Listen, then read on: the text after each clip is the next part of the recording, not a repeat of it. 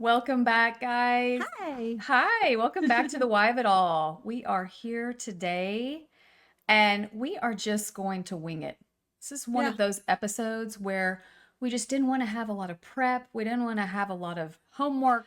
Sometimes we throw these in, right? Just to kind of change it up. It's like a check-in. We first of all, we prepped our freaking asses off for the last episode on narcissistic We abuse. did. And so We did. we wanted to just kind of go easy on ourselves this time. Yeah. And what you guys probably don't know, I was going to mention this later, but I'll mention it now. Mhm. What you guys probably don't know is that Gina lives like an hour and a half away, a little more, almost 2 hours away. Mhm. So the way that we do these pre-recorded episodes is Gina drives to my house, Mhm. and over a weekend, we hammer out 2, sometimes even 3 episodes at a time. Yes. So yesterday and the day before that was like balls to the wall, show Right. prepping, and then putting in a lot of time and energy into that narcissistic abuse episode, which I think was phenomenal. And it was such a big topic and so critically important that it was really important to us to put a lot into that episode. It was. And so when we woke up this morning thinking, okay, we're going to record a second episode this weekend, we're just like, you want to just go for a walk and then wing it? Yes. And so let me tell everybody today's Sunday. And so it's like, we wanted to enjoy our coffee together this morning. Yeah. We wanted to go on our walk because that's where we get creative. That's where we have some of our best I ideas. know. We need to start recording our conversations while we're walking because we could do those We as like bonus content or something like that. it's funny now because now when we walk and we start getting into something heavy that's like could be really valuable for our listeners, Melanie's like, stop, save it for the Shut up, episode. save it for the Stop, show. stop, don't talk about it. So it's kind of cute how our little conversations, even the groundbreaking ones, still we have, even that we aren't recording, we need to figure out how we can just press play on our phones and I know. record We'll that get good there. stuff. We're still figuring all this out. We are. But anyway, this is going to be episode 26, and we're so glad that you're here. Yes. We don't often get to just catch up. We have phone calls and things like that from time to time, but it's really nice to just sit down and have these kinds of expansive conversations where we're just sort of catching up on what we've been up to and our wins, especially. We love to talk about the wins. So that's kind of what we're going to do today. Just see where the flow takes us. My daughter in her school, they call it the flow zone. When you get into the zone and you're just like, you're being creative and it's all just flowing and productivity and all that, they call it the flow zone. So I think that's what these shows will end up being, these winging it shows. It's just the flow zone. And Melanie and I have to balance out like the friendship part and then the work part. And so a lot of times in between these trips that I take over here every 2 to 3 weeks, there may be a few days that we go and we don't chat and we don't, or it just could be about work or about social media or about what we need to do to push our show forward. So it's nice to be able to just catch up sometimes. I love it. And we did something so fun yesterday that helped us get in our friendship mode and helped us get in our nostalgic mode, our fun mode, our best Saturday I've had in a hot minute. Y'all, we went roller skating last night. We went roller skating. Tell me, how long has it? Well, Not that long for me. But if you guys remember on episode 24, that was a few weeks ago, for Simple Pleasures, I brought up that I'd recently gone roller skating with my daughter. And it was like mind-blowingly amazing because, of course, the nostalgia. And that's one of my favorite kind of small, simple pleasures was anything that evokes nostalgia within me. Just it gives me so much joy. And the roller skating absolutely did that. And not to mention the fact that this particular roller skating rink has been there since 1974 and is the same roller skating rink that I used to skate at when I was my daughter's age. So like nostalgia overload, right? But when I had mentioned to Gina on that episode 24, Simple Pleasures, about roller skating, she mentioned like, oh my gosh, I want to go roller skating. I haven't been roller skating in decades. So when she came into town a couple of days ago, I'm like, let's freaking do it. She called me on the way into town and she was like, hey, after we record, do you want to go roller skating? And I instantly, and I knew it was going to be a heavy episode that we were recording. Yeah. So I was worried about being kind of a stick in the mud the rest of the evening. Not the case. Melanie turned that around. We finished recording. We went to the skate park, and let me tell you, I I just lost myself on the rink. It's amazing. You guys, it is impossible not to smile when you're zooming around on a set of roller skates. It is impossible. Which, by the way, we learned some of the inside lingo of skate culture. We all know rollerblades are inlines, right? Well, they call the two wheels in the front and two wheels in the back roller skates, they call them quads. I didn't know that. I didn't know Yeah, that. the gentleman we talked to at the rink who looked like he probably skates every day of his life. He's super smooth moves. We were all very impressed. And we were talking to him for a little bit. He's like, yeah, the quads. I mean, literally, the last time I roller skated was at my like 9th birthday party at Pooh's Park in my town when we used to have a roller skating Like when you were rink. for So- real a kid. No, little. This was 40 years ago. So Wow. for me to get back on roller skates yesterday was the most nostalgic. I felt so much elation. I felt so much happiness. I was smiling. I was smiling so much so that two gentlemen during our 2-3 hour stint that we were there Yeah.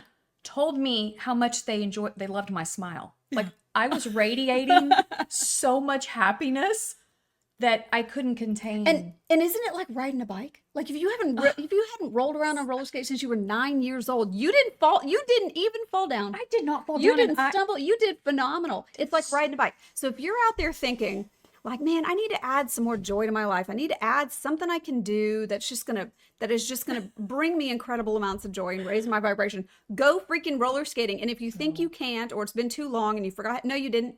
Just go do it. Trust us. Trust us. It was amazing. And we went on a Saturday and it was a freaking madhouse. There was like toddlers falling everywhere. It was crazy. It's wild. And it was absolutely packed and it didn't matter. Like, yes, it'll be better. We talked about, we're not going to go on a Saturday again because that was a little crazy, but it didn't matter. It was still so much fun. And everyone there is having so much fun. The amount of joy, like infused into every particle of the atmosphere in that building is glorious. All we have been able to talk about since we've gotten back from roller skating is roller skating culture. Buying ourselves a real set of roller skates so we don't have to rent them. Watching a documentary on roller skating. Like we are Getting a membership. Yes, we want to get memberships. And this place that we went to has adult night, like 2 nights out of the week, right? So we're already trying to plan my next visit Around roller skating.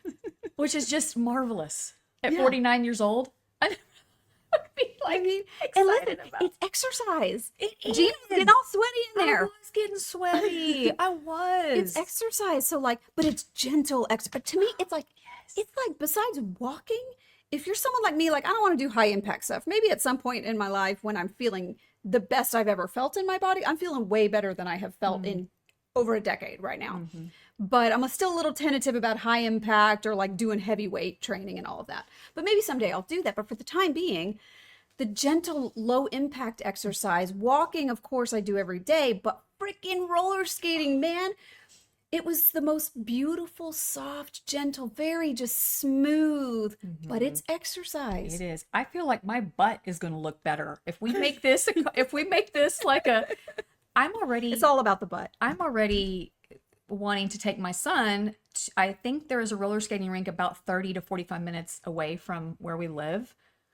And I'm already like, okay, we're going to go do this. Yeah. So It's crazy. we have just had the best we've had the best weekend. We always have a good weekend when we're recording and when we're together, but we just leveled up this weekend. This is our new thing. Yes. And I'm not ashamed to say it. I want to be like, I want to go roller skating. I want like 6 months from now, I want to be being able to go roller skate with like other friends of mine. And I want to have those sweet, smooth moves around the rink. Like we saw all these other like adult people doing. Like I was like, damn, how is he doing that? I want to be smooth on skates. I like do those too. people that we I saw. want to look fluid. I want to look like a swan out there. like a swan. And if I'm being honest, if we're still obsessed with it at Christmas time, I might buy myself, Santa Claus might bring me a too. pair of my own roller skates. Yeah. I'm serious. This is Dead serious. this is So great. guys, do yourself a favor. Go freaking roller skating. Yes. We're not kidding. Yes. Yeah. And then if you do, and you had as much fun as we have, please send us a message and tell us about it so that we can all celebrate together. Tell us how So we can all fantastic. just be as nerdy together as we possibly can. I love it.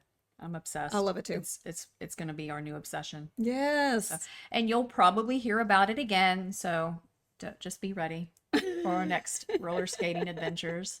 And then we came home and we had just a nice evening and we watched a movie together, and I actually stayed up until 10:30, which is weird. Way past your bedtime. Way past my bedtime. So good weekend. Yeah, all around. it's been great. It And then, has. the other thing that we got to talk about this weekend is several big wins that both of us have had in terms of our healing journeys in the last couple of weeks. So, you want to go first on that, or you want me to go first? You go first. Okay. Let's hear So, about it. big win that I had to share with Gina. For those of you, by the way, who are newcomers to our show, referred over from News Trees and Dave's show, or the Friday Night Huddle, or Rambo and Friends, if you're here from the communities there, thank you so much for being here. We love you so much. And you guys will know that I've been going on these shows regularly to hang out with my friends and have great conversations. And what you may not know is that it's something that I was pretty anxious about for a while. Like, on the one hand, being on the screen, I wasn't necessarily anxious about. Having conversations with my friends, I wasn't necessarily anxious about. But as someone who has battled and is in the process of overcoming a lifetime of insecurity, being on the screen and having conversations with people who I consider some of the most brilliant people I've ever known, and being a bit imposter syndrome-y about, like, how the F am I going to keep up with these guys? Like, how am I supposed to be talking about current events with these brilliant, brilliant minds and offering any kind of contribution that measures up?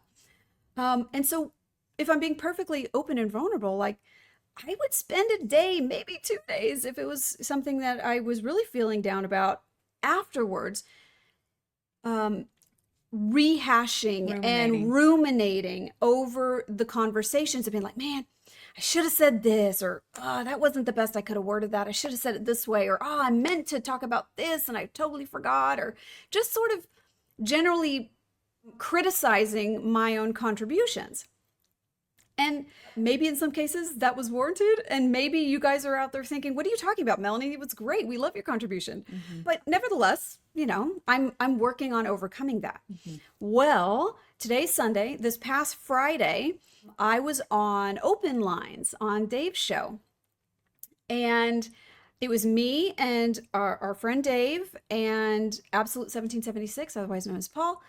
And we had the most phenomenal conversation. It was just the three of us. Amazing chemistry in terms of the conversation.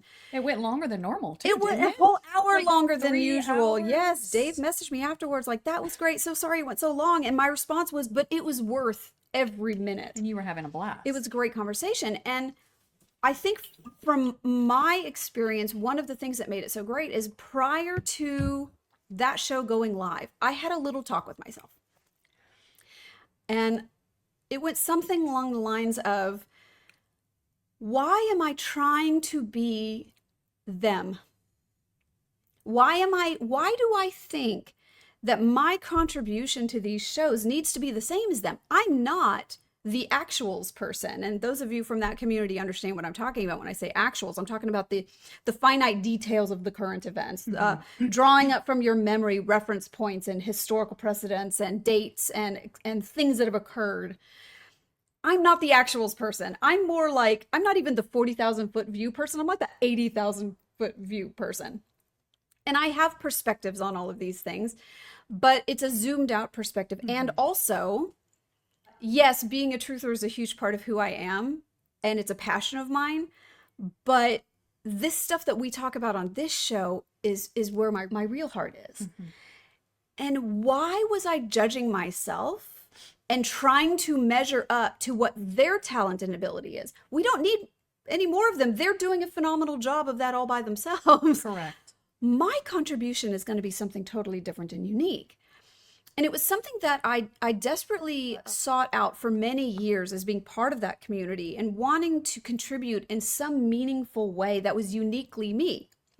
And not knowing what that was for the longest time. And then all of a sudden I started making friends and getting invited to go on these shows. And I started to feel like for the first time ever, I'm able to contribute in a meaningful way to this community that I love so much.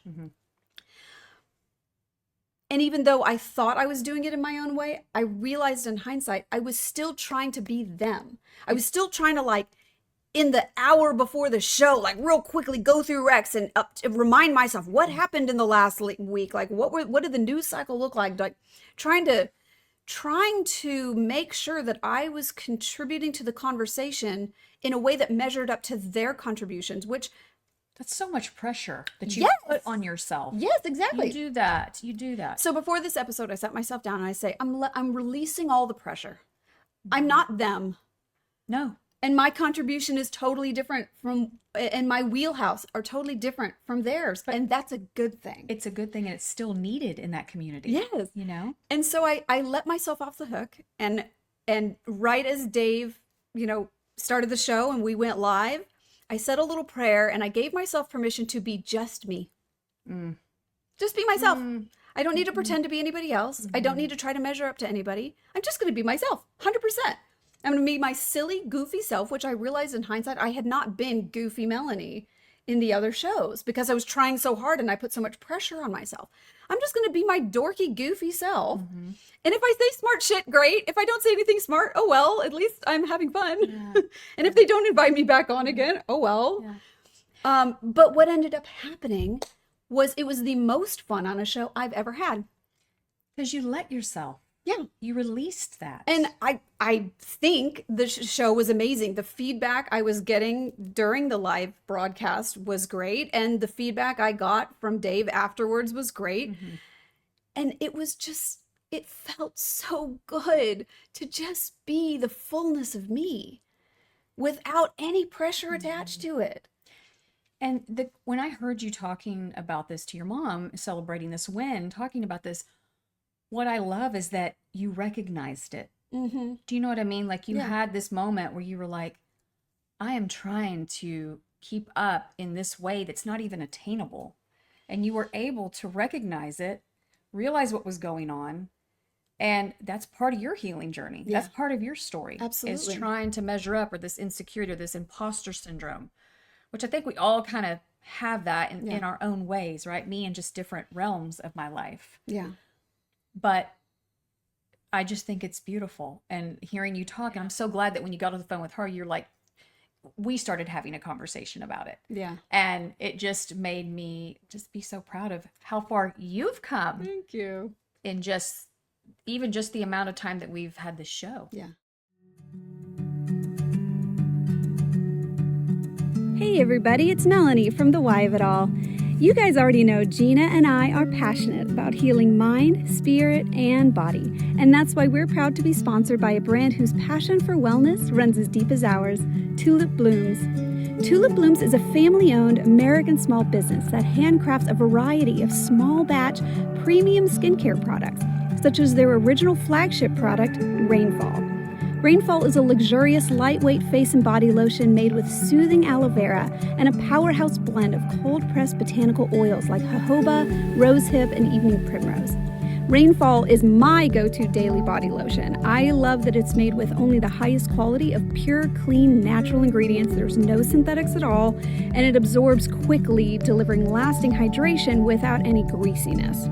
There are many scents to choose from, even unscented, but my favorite is rose geranium. Rainfall is gentle enough for the face, nourishing enough for the body, and the perfect daily go-to, especially after sun exposure when your skin craves extra care. Visit tulipblooms.shop and use our exclusive promo code HEAL, that's HEAL, at checkout for 10% off your order. And this is what I think is the value of self-reflection. Honest self-reflection without judgment attached to it. So I think some people misinterpret self-criticism and that tailspin as the self-reflection. I don't think they're the same thing. Some people will get stuck in the I think what they think is self-reflection, and all it is just self-flagellation.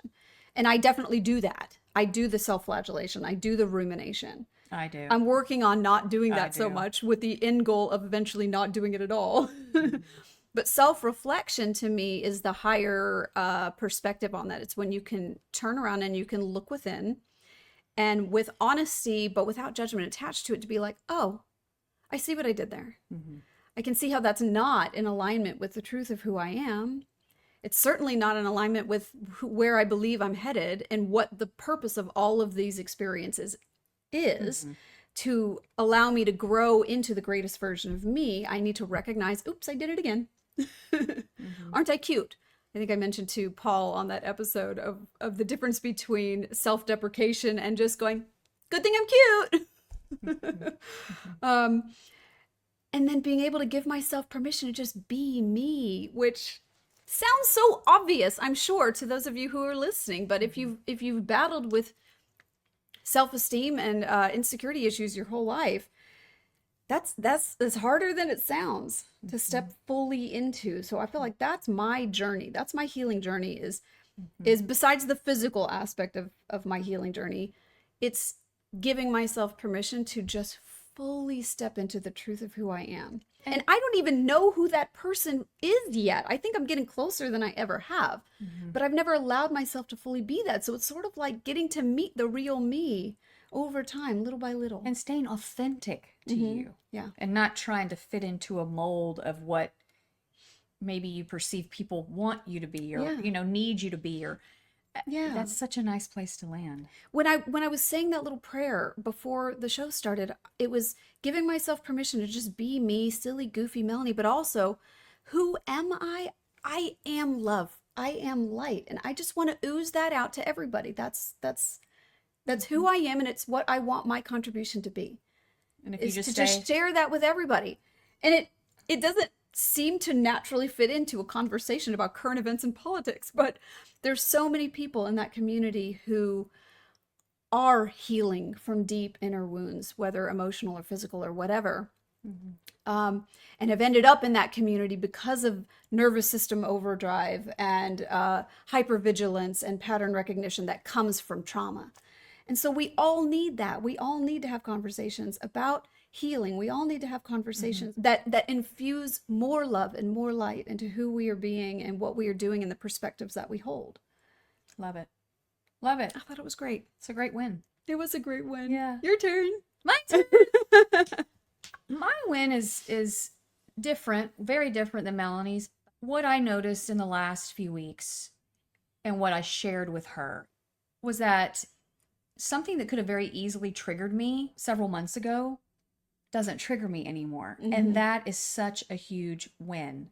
Coming to the realization, just say, for instance, somebody reaches out and you haven't heard from them in a long time, and it sparks that feeling of, oh gosh, like I remember when this person that I had the abusive relationship with would reach out and hoover, my nervous system would get dysregulated. Do you want to remind them about hoovering? We just talked about this in the episode that we recorded yesterday, but will be airing in a couple of days from now, about narcissistic abuse. And the hoovering is a big concept. Just explain that again for anybody who missed that episode. One of the tactics of somebody that's narcissistic and you try to cut it off with them, or they even cut it off. It was always me cutting it off in this scenario, but they will hoover. And so that means that they just kind of lie in wait and kind of circle around you, sending texts, sending emails, sending music, sending gifts, sending flowers. And so what it does with my unhealed self, it would make me feel wanted. It would make me feel desired. It would make me feel, all those feelings would go off. The nervous system would get excitable, we talked about the dopamine hit. We talked about those things. Even though this person was my abuser, in those moments where they're hoovering and they're trying to circle back around, it feels like, oh, they miss me. But that's because it's manipulation. They know Correct. exactly what buttons to push to manipulate you and suck you back into the relationship. And he was very successful at that for a long time. long time. A long time. One of my huge wins is that I was able to not have my nervous system dysregulated. I was able to see the reach out, see it exactly for what it is, and be able to talk about it and not get all worked up, not get not get anxious, not start. I mean, I would have physical effects. My heart would start palpitating. I'd get maybe a little stomach would get a little upset. Like that is your body saying, Danger, danger, Will Robinson. but in the trauma bond, when I was in the trauma, that I equated to passion and intensity and, oh, this connection. That is how my brain was working because of the abuse. So it causes your brain to accept that as real love and real connection, which it just wasn't. It's just love bombing. And it was really hard to come to terms with that for me because innately I am such a lover. I can look back on all my past relationships and my marriage and just how I'm wired to have somebody weaponize that against me and to manipulate the essence of who I am, which is a lover. I am a very passionate person. I am a giver. I am an empath. That's just who I am. And because I feel like that set me up to be a great person for somebody like that to manipulate and coerce, it was hard to come to terms with this really wasn't love, Gina. And this is really what you're searching for. You're really looking for somebody that calms your nervous system. You're looking for somebody that brings you peace. You're looking for somebody that when you are with them, it feels like home. And I'm not sure if I've ever had that. When I think, it's years and years back. But what you do have now is a heck of a lot of reference points for what's not that. And when you know what you don't want, you have better clarity for what you do want. Yes. And that is a valuable thing, even if you couldn't necessarily extract any other gifts or blessings from these experiences, which I know you can because you have done that intentionally, is to look for the gifts and the blessings. Yes. In every single uncomfortable situation we're in, whether it's relationships or circumstances or job or money or whatever. Yeah. If you're having trouble looking for the blessing, one thing that you can always recognize is that when you know what you don't want, you know more clearly what you do want. And when you know what you do want, you've got something tangible to aim for. And what's beautiful too is that I have a lot of friends that are married. I have a lot of great friends that are married, like Melanie and my boss and just other people around me that are in these solid, very healthy relationships. And what also has been brought to light or been brought to the forefront is for me to enjoy my singleness, for me to not always be looking for, oh my gosh, because I'm not in a marriage, because I'm not engaged, because I'm not in a committed monogamous relationship. That doesn't mean that my life is not fulfilled. One of my girlfriends, she's like, Gina, you have so much freedom. You can get up in the morning when your son is not with you and decide if you want to lay in bed all day or if you want to get up and drive out of town and take yourself on a hike, and you don't have to tell anybody. You don't have to ask anybody if it's okay. And so You got nobody to clean up after except nobody to clean yourself.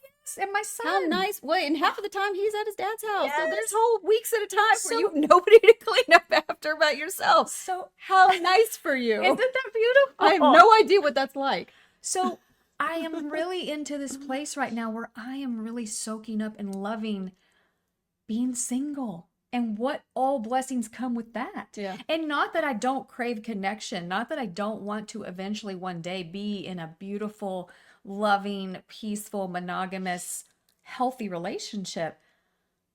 But that's not where my journey is right now. And that's okay. And I love that I don't have to ask permission from anybody. I don't have to, do all the things that when you're in a marriage or in a committed relationship, you do have to consider. So Yeah.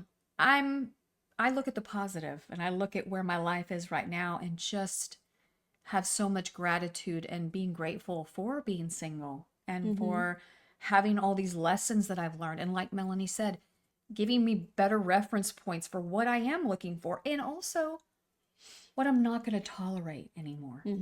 Right? Yeah. I'm not going to tolerate any more disrespect. I'm not going to tolerate any more breadcrumbing. I'm not going to tolerate any more manipulation. I'm not going to tolerate any more verbal abuse. And you are going to spot it from a million miles away if it ever were to show up ever again in a relationship. You won't fall for that ever again. No.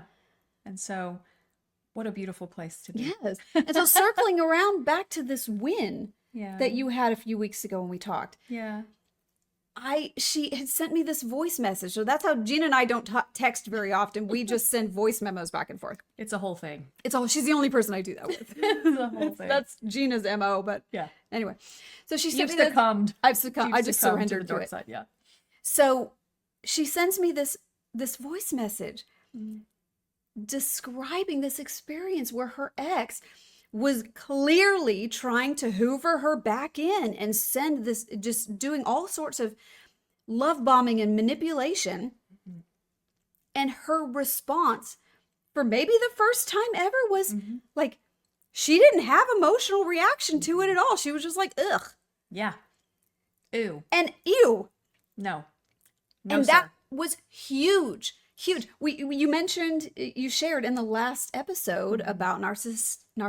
There's that word again. That's the hardest freaking word for me to say. Say narcissistic 5 times fast. Let's do it. Narcissistic. See, I can do it when I'm trying to do it, but if I'm just trying to say that word just on the fly and passing, I'm like narcissistic stick. It comes out narcissistic stick. Anyway, whatever. Hard word to say. But my point was, you shared in that last episode about how the average victim of narcissistic abuse takes 7 attempts to leave that relationship, and it took you a dozen. Damn.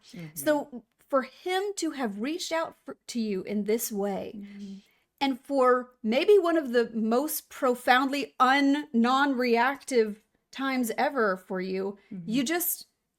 like, there was no part of you that was impressed by that. There was no part of you that got sucked back in. And I thought that was just the most massive win. And I was so proud of you. And I sent you a voice message in return, just be like, I'm so proud of you. It was a great celebration. Yes. And I couldn't think of anybody else that I really wanted to celebrate it with other than you. And it's funny because for me, again, back to why we started the podcast, we like to fucking talk. For me, it's therapy. It is so therapeutic for me to get my feelings out verbally. I know a lot of people have different ways that they deal with trauma or healing or all that. For me, it's getting it out. It's verbalizing, which is why we have a podcast. Right. But I think what's really important to mention about that is it's not just talking about our problems, which just reinforces the problems. No. It's that we are opening up about things together so that we can spot things within each other, and we're fully open to the other person's perspective. We're fully open to shifting our view on things, and then we bounce ideas off of each other back and forth to look for that blessing, to look for what's right about it, to look for how we've grown in the situation, to shift the focus away from the problem and towards the growth. And that is one thing that you are so good at. As my friend, and through even before that's my coffee. I know I'm drinking okay. it anyway because I have something in my throat. I'm just making sure you're okay with my germsies. One thing though, your skill has been, even, I mean, when we used to be roommates back in the day, you were always able to put a positive spin. I would come to you with my problems. I mean, that is what friends are for. I would come to you with, oh, this is going on, or shit, I can't believe this. And you always had a way of spinning the problem into a at least you didn't do this. Yeah. Or hey, look at the bright side, Gina. Or hey, and so and then I hauled you up onto the growth mindset train with me, and now we're and now we're on it together. And we have taken different journeys in our growth mindset. Me with yoga, you with acupuncture, different things, energy work, but it's all come together so beautifully. And this example for you with resisting this hoovering was, to me, such a beautiful example of something we talked about, was it 2 or 3 episodes ago? The growth spiral. Do you remember that? Yes. Where, many people, we all have talked about 1,000 times about how healing isn't linear, but a lot of people think of it as like a line, and you're hoping that you're just over time doing this, but really what it looks like is this. But we expanded on the imagery and talked about something called the growth spiral, where you're revisiting those same triggers and those same wounds again and again, that if you're doing it right, you're revisiting it each time from a slightly higher vantage point with different perspective, and having grown, sometimes ever so slightly, but sometimes taken big leaps in your growth. And you get to revisit these old things from new perspective. And that's what you did. That's what I did. But when I think back, that's what I have been doing for a while. Yeah. It's gotten to a point over the last several months where it's been really, the growth has been huge. Yeah. And so that has been such a win for me, and such a testament to everything we do and everything I try to do on a daily basis to propel myself forward. Yeah. And something else I would like to point out, without going into details, when that event occurred and he reached out to you and tried to hoover you back in, and you had no problem resisting it, you were going through some tough stuff for other aspects of your life at the moment. So you were a little bit emotionally struggling for other reasons, which would have in the past had you in such a vulnerable position that you might have succumbed. I was so vulnerable. But in this case, you were having emotional experience, dealing with some challenging things, and this Hoover attempt occurred, and you were still able to resist. And that's how I knew amazing. it was so much growth. And that's why I had to share it with you, because I noticed that I was in that space of being super vulnerable,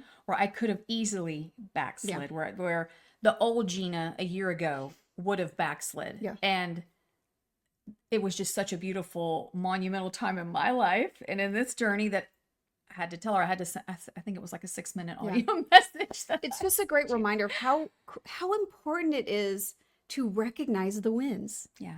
And if you have somebody in your life that can be your Gina or your Melanie, if you have someone in your life that you can share your wins with and allow them reflect back to you how far you've come and how far you've grown, it's such a beautiful blessing. Yeah. But if you don't have that person, celebrate your own wins yourself. Because if you just let that stuff fly by, just like if you just let all of the small, simple pleasures that we talked about a couple of episodes ago, if you just let them fly by, you're missing these opportunities to acknowledge your own growth, raise your own vibration, grow in that growth spiral, and find those higher vantage points.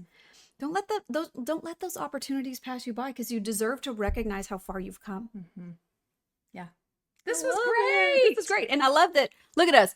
How the heck did we get to 37 minutes? Is that real? Girl, because we like to talk. Yeah. We like to gab. So we were like, let's just make this 30 minutes or less. Yeah. And That we never just- happens. it never- We always go longer than what we think we're going to do. But which is okay. it's not a bad thing. Yeah. Thank you guys Thank for you. being here. We feel like it's such a blessing to have this passion project and to be able to share ourselves with all of you. And if it has been valuable for you, if you've enjoyed this conversation, please hit the positive affirmation button, like, give follow, us a like. subscribe, share with your friends. That is the best way to help our show grow. And it's free and easy and takes you a fraction of a second. So we appreciate you very, very much. And we hope to see you on the next one. Thank you guys. Bye. Bye.